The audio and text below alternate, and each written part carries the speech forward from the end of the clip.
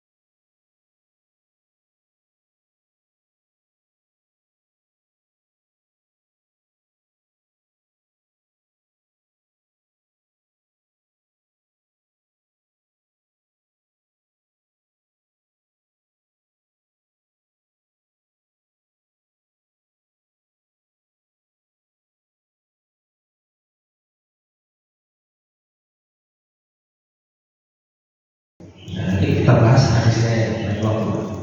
Nah, beberapa kandungan yang dimaksud dari hadis terakhir dari Kitabul Ikhlas ini adalah yang pertama, kita disunnahkan berdoa kepada Allah dikala kita sedang dalam kondisi yang sulit. Harus berdoa. Misalnya mendapatkan malapetaka, kemudian kekurangan rezeki dalam kehidupan, ataupun sedang sakit dan banyak ujian-ujian yang lainnya. Nah, ini disunnahkan terus berdoa. Kemarin kami dapat doa baru. Nah, doa ini yang baru. Doanya itu seperti itu. Allahumma inni as'aluka bi anni asyhadu annaka antallah la ilaha illa anta antal ahadus samad lam yalid wa lam yulad wa lam yakul lahu kufuwan ahad. Insyaallah kalau ini dibaca 7 kali setelah sholat 5 waktu, nah, insyaallah apa yang kita inginkan insyaallah akan diijabah oleh Allah. Saya ulangi lagi ya. Allahumma inni as'aluka bi anni asyhadu annaka antallah la ilaha illa anta antal ahadus samad lam yalid wa lam yulad wa lam yakul lahu kufuwan ahad. Kalau saya perhatikan dalam doa ini, itu semuanya itu adalah kalimat tauhid atau akidah. Allahumma inni as'aluka, ya Allah, aku meminta kepadamu bi anni asyhadu, engkau jadikan aku ini bersaksi, sesungguhnya aku bersaksi asyhadu annaka antallah, hanya engkaulah, annaka antallah, engkaulah Allah, engkaulah Tuhan, la ilaha illa anta, tidak ada Tuhan selain engkau, antal ahadus samad, seperti surat Al-Ikhlas tadi. Itu Allah mentakdirkan dia dalam kondisi yang sangat terhimpit dan sulit, ditelan oleh ikan paus. Bukannya berdoa, malah Nabi Yunus berdoa bahwa zikirnya itu semuanya mengagungkan Allah. La ilaha illa anta subhanaka inni kuntu minadh dhalimin. Tidak berdoa kepada Allah, keluarkan aku dari mulut ikan paus ini. Tapi yang terjadi adalah bahwa Nabi Yunus dikeluarkan di waktu yang tepat, dalam kondisi yang tepat, kondisi yang baik. Nah, kalau kita ini terlalu sering masalah, yang kita doakan bunyinya selalu, ya Allah selesaikan hamba dari hutang hamba, ya Allah selesaikan hamba dari masalah hamba. Dapat sakit langsung kita disembuhkan. Tapi kalau kita melihat nabi-nabi kita yang dulu memberikan uswah, memberikan contoh bahwa ketika engkau dalam kondisi diberikan Allah suatu kesulitan, dalam kondisi musibah, maka yang pertama adalah nikmati musibahmu dulu. Nah, kebanyakan kita ini terlalu pengen cepat selesai untuk memunculkan rasa syukur atas apa yang sudah Allah berikan. Jangan cuma baiknya saja yang kita syukuri, tapi buruknya itu juga perlu kita syukuri. Karena ada pahala kesyukuran dan pahala kesabaran yang lebih tinggi daripada pahala kesyukuran. Itu yang Allah harapkan dari kita. Nah, diberi sakit, misalkan demam, dibiarkan lupa demamnya sambil beristighfar. Kita baru tahu bahwa rezeki yang paling besar itu adalah istighfar di setiap saat. Karena belum tentu kita ini dalam kondisi yang lapar itu bisa beristighfar, betul-betul istighfar itu seakan-akan nusuk ke hati kita. Astagfirullahaladzim. Maka dalam kondisi berkendara itu pun kita perlu melatih diri kita agar terbiasa beristighfar, merasakan nikmatnya istighfar. Padahal faedahnya istighfar sangat banyak sekali. Orang yang banyak beristighfar sudah banyak Allah berikan contoh. Salah satunya dulu seorang pembuat roti yang dia membiasakan untuk beristighfar. Dia punya satu keinginan yang belum dikabulkan oleh Allah, yaitu bertemu dengan Imam Hambali. Lalu pada suatu saat Imam Hambali ini entah punya hajat apa, tiba-tiba diperjalankan oleh Allah di negeri di mana tempat pembuat roti itu berada. Singkat cerita, Imam Hambali ini datang ke suatu masjid, kemudian di masjid itu dia ingin istirahat, tidak boleh laksana takbir. Insya Allah kalau takbirnya FPI baik-baik. Istirahat, masjid ramah lingkungan. Nah ini nggak boleh Pak. Dia nggak tahu yang ada sama depannya takbir ini adalah Imam Hambal. Kalau dulu mungkin namanya bukan takbir Pak, yang ngurusi masjid. Nggak boleh kamu, nggak boleh istirahat di sini, di luar. Akhirnya dari dalam masjid Imam Hambal keluar Pak, masjid di depan itu. Beres-beres, sudah beres rumah, keluar pintu menemukan Imam Hambal di depan masjid. Diusir lagi, kamu masih di sini, pergi. Dia nggak tahu kalau dia ini imam yang besar. Dia nggak tahu kalau dia ini seorang ahli ilmu. Nah kalau kita kan, wah sudah punya banyak media sosial, jadi tahu, oh ini orang terkenal. Misalkan ada Ustaz tadi, saya lewat sini, semua orang pasti berburu. Kalau dulu nggak ada.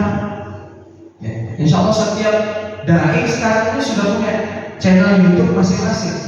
Di akhir ceramah pasti jangan lupa like, comment, dan share. Sekarang begitu, dakwahnya begitu. Kalau dulu nggak ada. Imam besar diusir dari masjid, kemudian si penjual roti pas rumahnya itu Pak, dekat sama masjid. Lalu ketika melihat Imam Hambal diusir, ya bulan, sini nginap saja di rumahku, karena hari sudah mendekati malam. Akhirnya Imam Hambal pergi ke rumah si pembuat roti. Nah di rumah pembuat roti inilah Imam Hambali menemukan suatu kebiasaan yang tidak biasa dilakukan oleh orang-orang sekitarnya di negara ini. Apa? Yaitu si pembuat roti ketika mempersilahkan, "Fadhal, silahkan kau istirahat. Ini ada tempat tidur." Sedangkan si pembuat roti tadi meneruskan giling rotinya. Lalu yang terucap di mulutnya itu adalah kalimat istighfar dan tidak pernah berhenti sama sekali. Astagfirullah, astagfirullah wa atubu ilaih. Astagfirullah, astagfirullah. Lalu Imam Hambali karena mungkin sedikit terusik dan bertanya-tanya, ditanya, "Ya Fulan, apa yang engkau lakukan setiap engkau membuat roti?" Maka si pembuat roti bilang, "Aku berusaha untuk tidak berhenti beristighfar selama hidupku sampai Allah pejamkan mataku untuk tidur." Jadi sampai bikin roti Pak istighfar.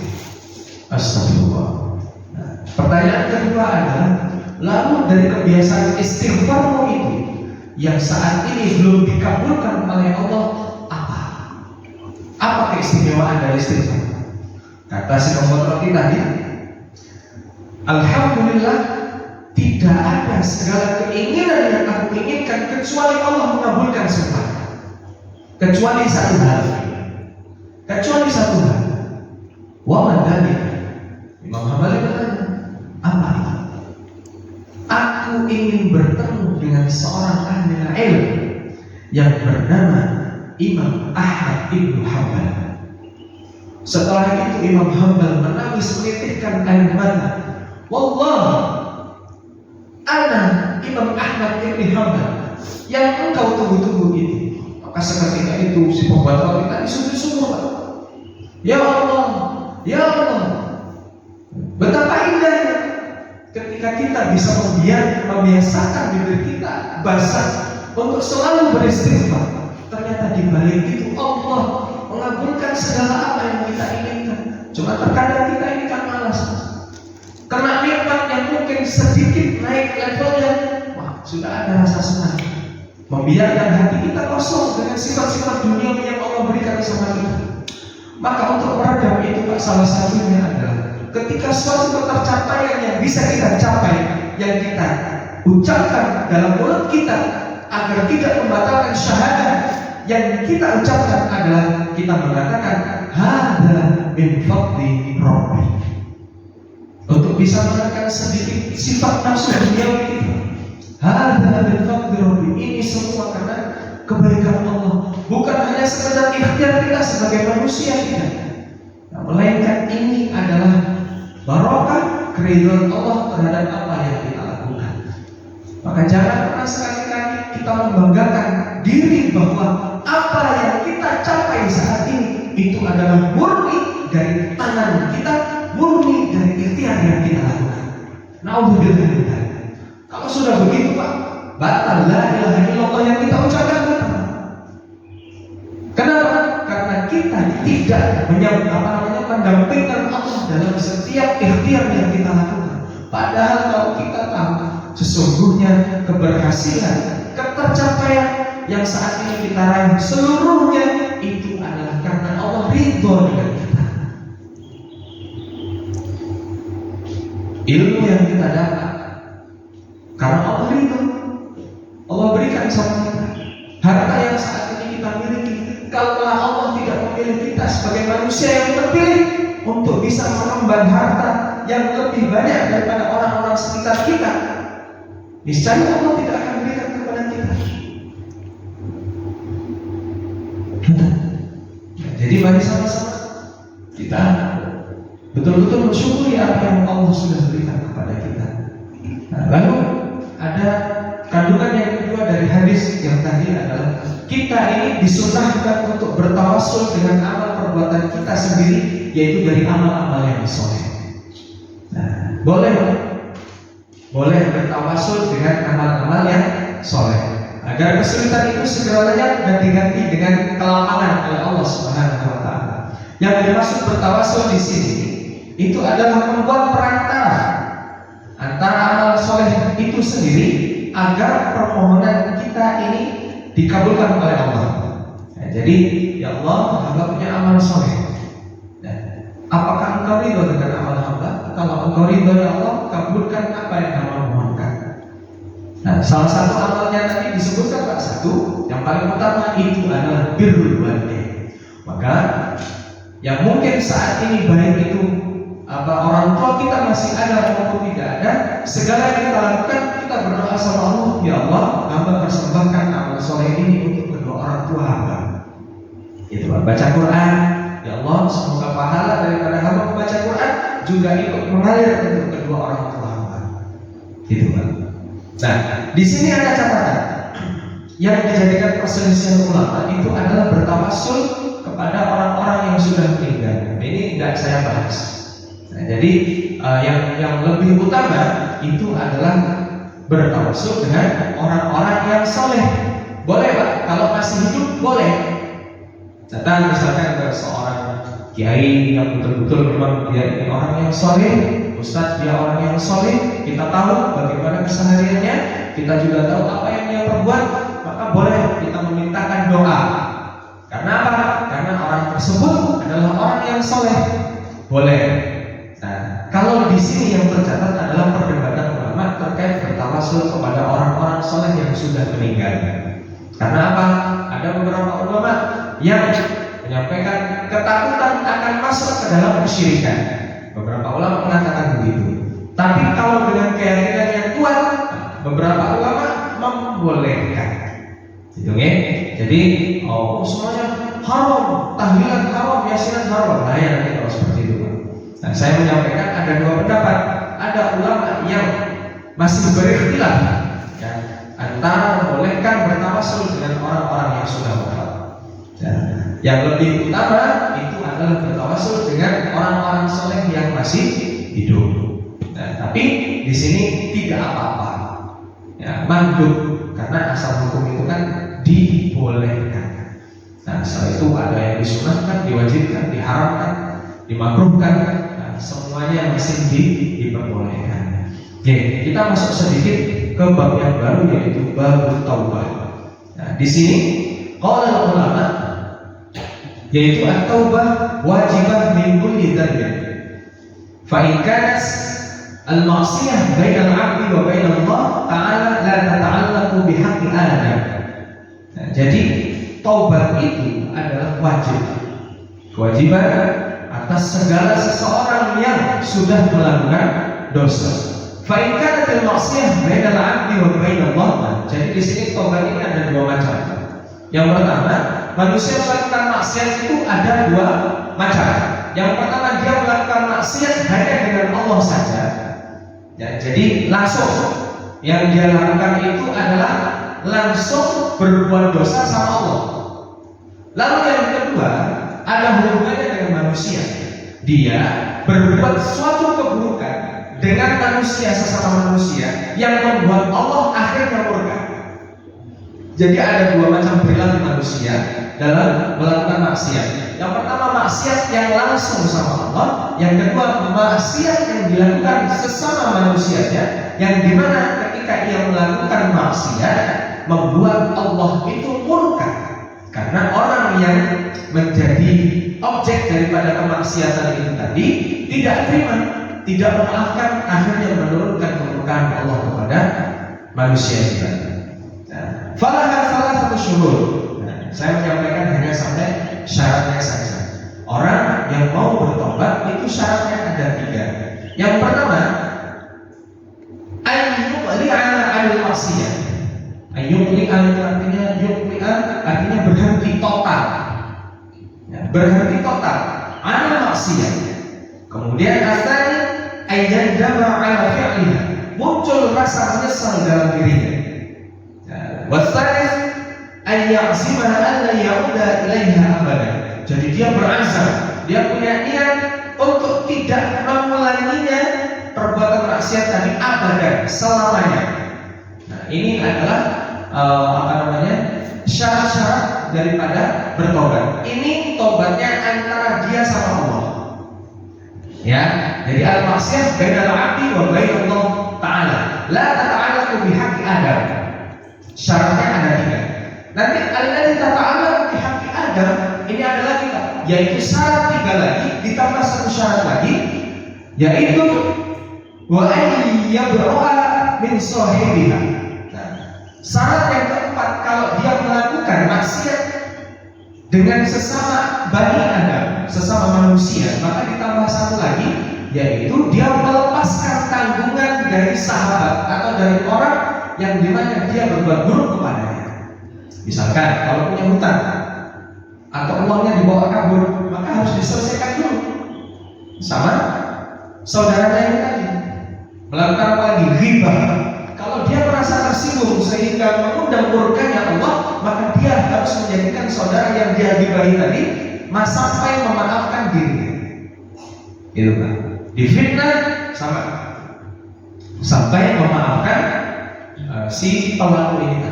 Intinya sampai orang ini ridho dengan si pelaku maksiat terhadap dirinya tadi. Nah, itu sedikit Pak cuplikan dari bab taubat. Baik, mungkin sampai sini dulu. Monggo kalau ada yang ingin bertanya. Ada pertanyaan kedua. Ini untuk apa itu? Kedua.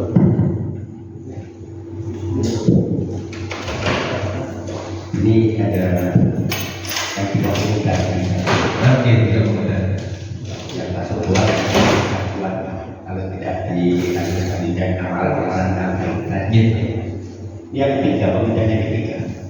Pada waktu memberikan kata pada yang tidak pernah untuk meminta lagi. Kenapa kembali lagi kok diminta?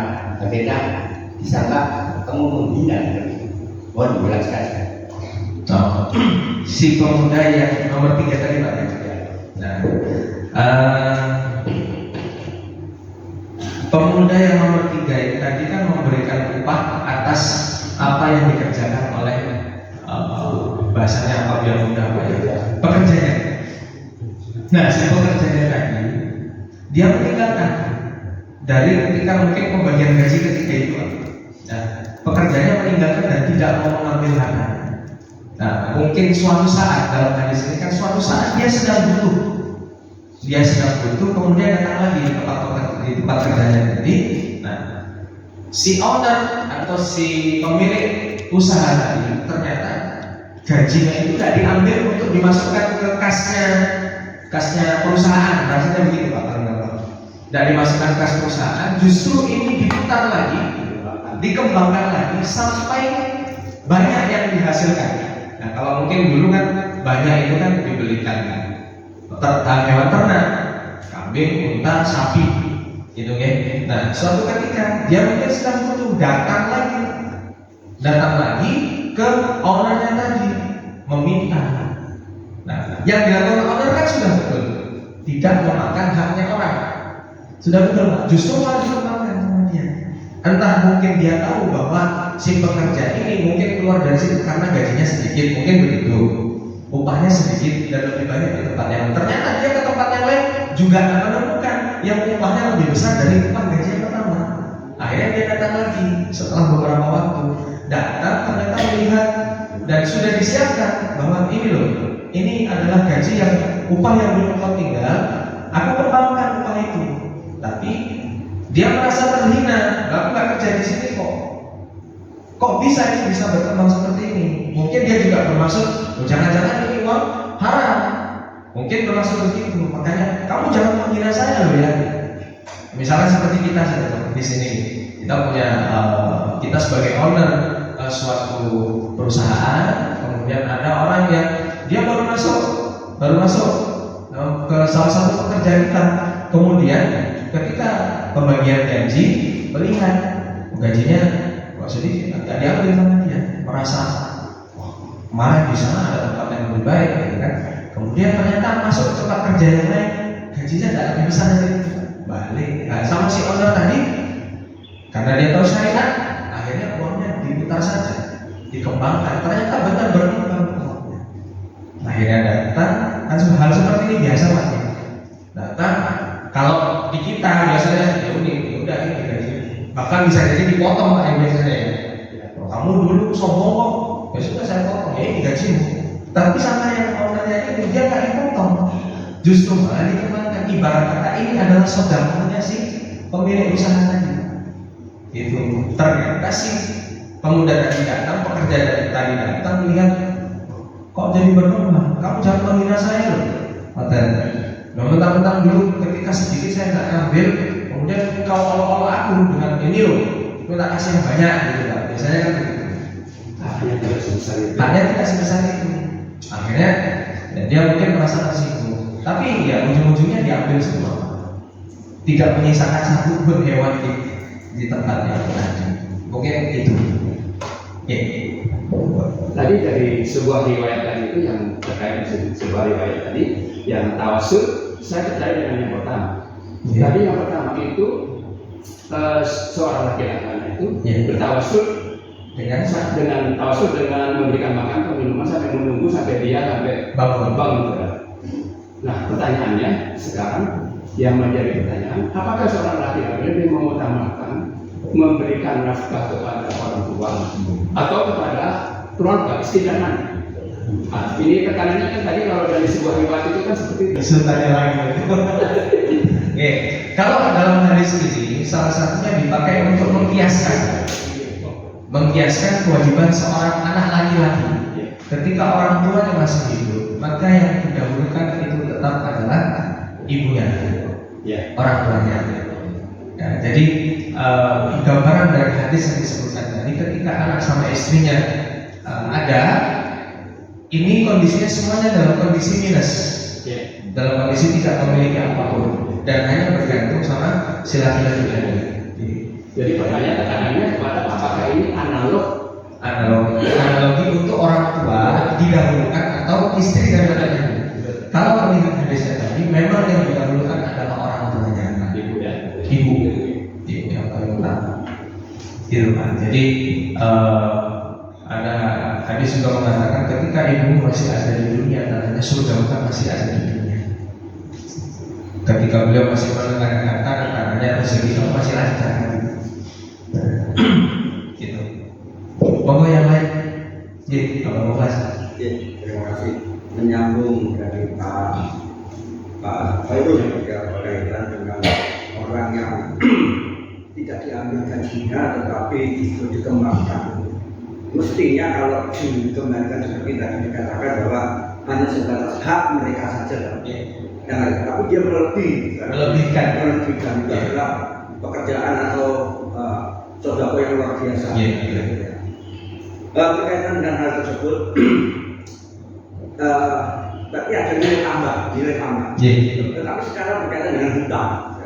Katakan ada orang hutang bertahun-tahun, ya. Tidak sebetulnya mampu untuk melunasi, tapi itu udah itu gimana?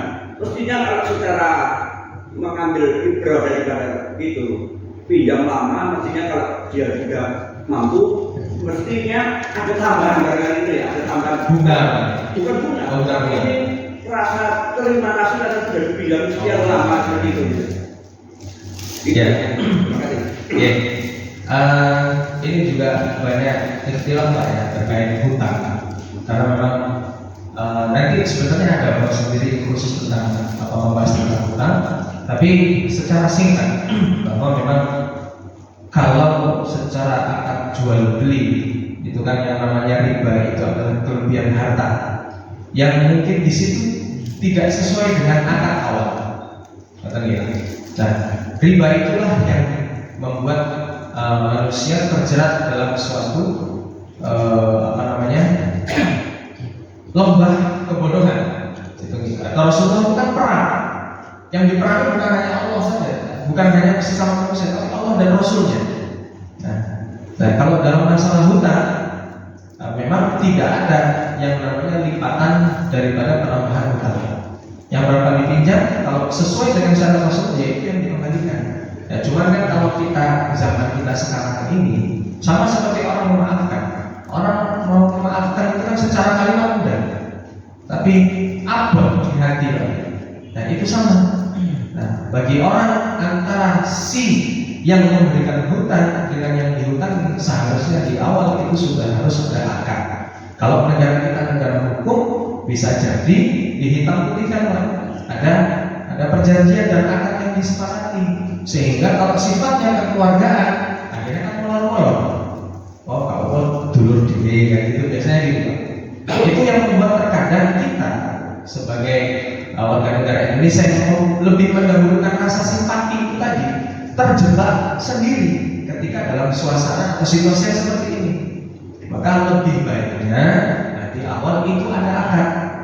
Mau berapa lama diselesaikan, mau berapa seandainya harus diangsur atau dicicil tiap bulan ini berapa, tapi tidak boleh sama seperti bank. Ada bunganya 1%, 2% itu tidak boleh. Itu nanti yang jatuhnya ke riba.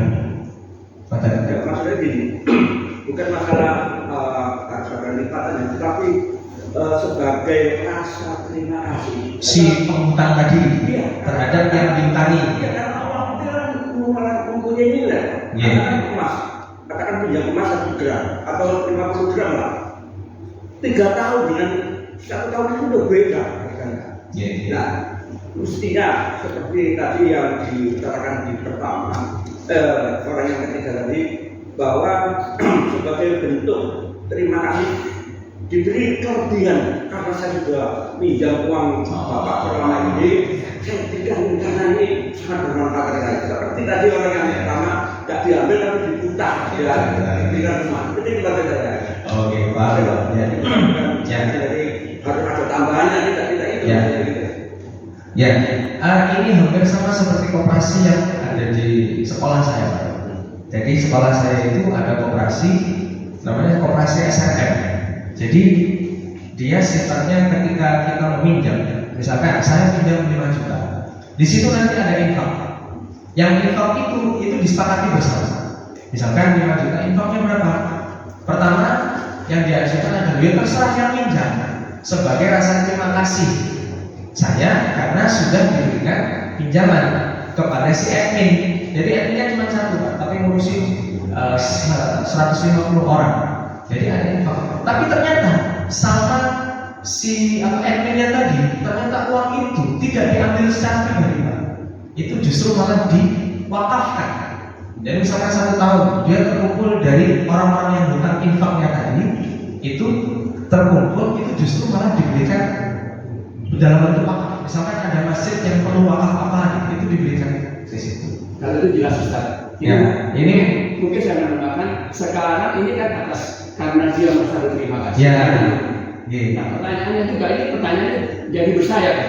Nah, sekarang saya menerima itu apakah juga itu harus menjadikan hukumnya haram atau bagaimana? Ini yang seperti ini juga menjadi pertanyaan. Ya. Karena ini tidak dekat kaitannya dengan koperasi. Kalau sudah jelas di awal sudah ada surat agreement yang sudah jelas. Tapi kalau ini tidak ada agreement, di awal tidak ada agreement, kemudian dipinjami merasa berterima kasih, berilah dia lebih, katakan 1 juta, wah saya sekarang punya uang banyak. saya berikan lagi 1,5 juta atau 2 juta dan sebagainya. Ini saya terima kasih. Saat saya sulit dibantu, waduh, saya berterima kasih. Nah, ini pertanyaannya ini jadi saya yang menerima ini apakah yang menjadikan hukumnya apa ini? Kalau selama yang diniatkan ini adalah sedekah, maka boleh. Boleh. Dengan kesadaran penuh Nabi Pak. Ya, Ridho, boleh. Tapi kalau dipaksa itu yang tidak boleh. Yang akhirnya menjadikan beban untuk si yang dihutangi. Ini tidak boleh. Bahkan bisa jadi uang yang masuk ke kantong si penghutang tadi, si yang dihutangi, yang memberikan hutang, jatuhnya nanti ke riba. Gitu Pak. Tapi kalau selama ini yang pertama atas kesadaran penuh bahwa saya harus memberikan suatu ungkapan rasa terima kasih saya untuk orang yang saya hutangi, maka boleh. Tapi kalau ini memberatkan, dia merasa berat, ada macam-macam lah. Berat karena memang dia tidak mampu. Yang kedua berat karena memang dia tidak mau. Nah ini beda permasalahan lagi. Tapi selama dia mampu, ya, dan dia sudah berniat, aku berterima kasih, maka aku sedekahkan dan melebihkan apa yang sudah aku pinjami sebagai ucapan terima kasih. Nah, ketika si penerima tadi ikhlas dan mau, loh kok dilebihkan?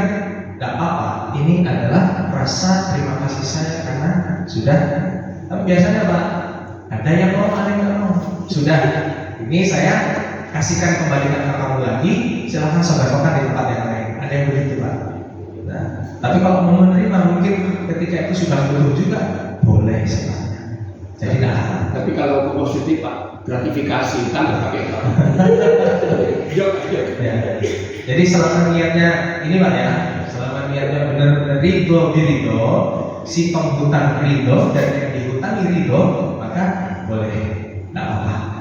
Gitu. Kalau ini keduanya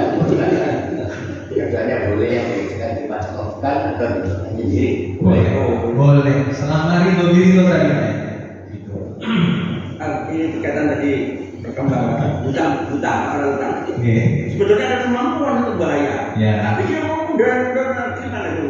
Nah, itu nanti urusannya dia sama Allah. Oh, gitu. Urusannya, makanya selama kita, kalau kita yang berhutang, maka doanya ya Allah mampukan hamba untuk melunasi hutang. Tapi kalau selama dia tidak mau berdoa saja tidak mau, maka tidak ada karunia Allah yang akan mendekatkan dia untuk memampukan dia membayar hutang. Ya, jadi kalau itu banyak negara ini gampangnya itu Betul ya. Assalamualaikum warahmatullahi wabarakatuh. Waalaikumsalam. Dari cerita yang disampaikan tadi mengenai seorang paman dengan keponakannya ya. Oh, ini yang nomor 2 Pak ya. Nah, iya. Pak oleh karena secara Kemudian kalau pada saat itu seandainya dia akan menikahi si ponakannya, apakah sudah ada syarat-syarat sahnya nikah itu? Harus ada mahar, ada saksi, ada mempelai dan sebagainya. Apakah itu sudah ada aturan seperti itu pada saat kejadian si paman sama keponakannya? Ya. Kalau yang diceritakan ini sudah melewati zaman sahabat. Artinya syariat Islam sudah masuk, sudah ada. maka nggak boleh Ustaz. Ini kan keponakan kan berdinikahi bukan dinikahi kan nggak boleh lagi dikumpulin ini. Kalau secara syariat keponakan kan nggak boleh gitu. Ini kan pemisahan hadis ya saya. Artinya yang jadi titik beratnya itu adalah ketika seorang laki-laki mau menjauhi daripada zina. Nah, itu titik poinnya kan di situ. Maka turunlah keriduan Allah ketika dia sudah berniat untuk menjauhi zina ini tadi. Nah, sudah dalam hadis yang lain juga dikatakan ya, itu akan diberikan payung oleh Allah. Itu. Ya. Ada lagi? Pak. Yang kedua. Mana?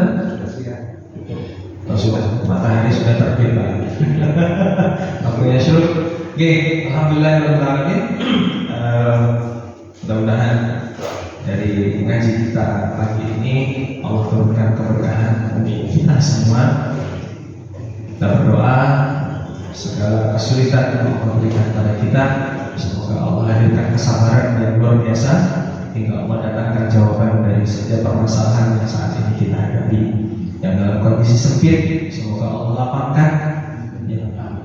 Allah sedang lapangkan hatinya, Allah kamerakan hatinya untuk senantiasa beristighfar, senantiasa berzikir, dan semoga Allah senantiasa menjaga kita dalam kebaikan-kebaikan. A'udzubillahi minasyaitonir rajim. Bismillahirrahmanirrahim. Allahumma shalli ala sayyidina Muhammad al-Fatih lima ughliq wal khatim lima sabaq nasiril haqqi bil haqq wal hadi ila siratikal mustaqim wa ala alihi haqqa qadrihi wa miqdarihi al-'azim.